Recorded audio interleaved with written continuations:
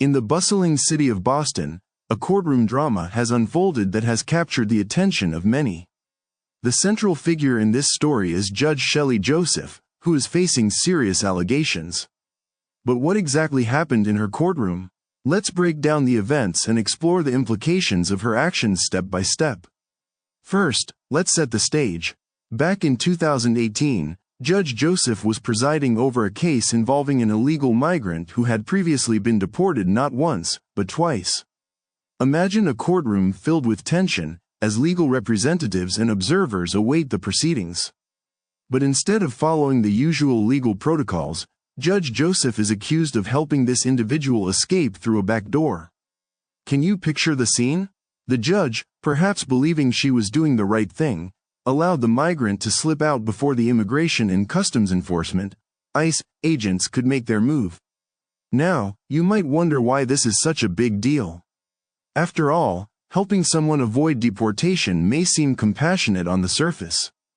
However, Judge Joseph is facing charges of willful judicial misconduct. This means that she allegedly broke the rules that judges are expected to follow. Judges are supposed to uphold the law, so when they don't, it raises serious questions about fairness and justice. Have you ever had a teacher who didn't follow the rules? It can feel frustrating and unfair, right?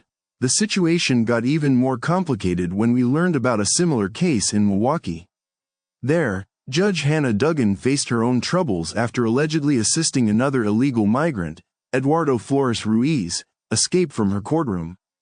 This individual had a violent criminal history and had been deported previously. Can you see the pattern here? Both judges are accused of obstructing justice by helping individuals evade the law. In Judge Duggan's case, she allegedly helped Flores Ruiz sneak out through a jury room, only for him to be caught after a foot chase outside the courthouse. Imagine the chaos. The public expects judges to be fair and impartial, so when they take actions that appear to undermine the law, it leads to a loss of trust in the justice system. Have you ever felt disappointed in someone you looked up to?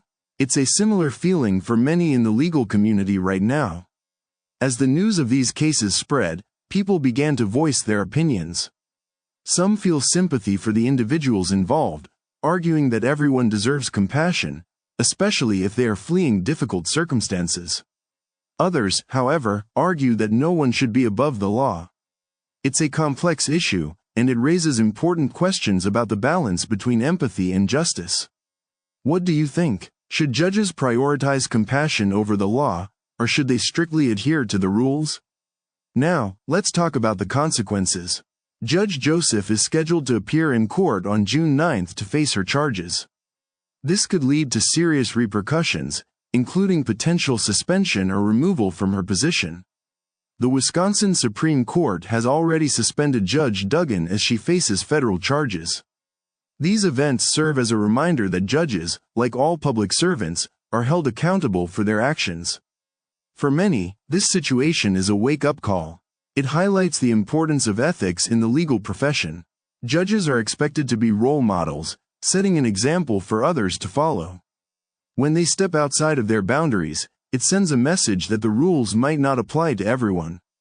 How would you feel if you were in a position where the rules seemed to change based on who you were? It would likely create a sense of confusion and injustice. In conclusion, the cases involving Judges Shelley Joseph and Hannah Duggan remind us that the law is a complex and sometimes contentious issue. While compassion is important, it must be balanced with the responsibility to uphold justice. As these cases unfold, many people will be watching closely, eager to see how the legal system addresses such serious allegations. Thank you for taking the time to explore this important topic with us. You can email Dr. San Jose at yahoo.com or call 1-760-933-8555. Your input is important to us.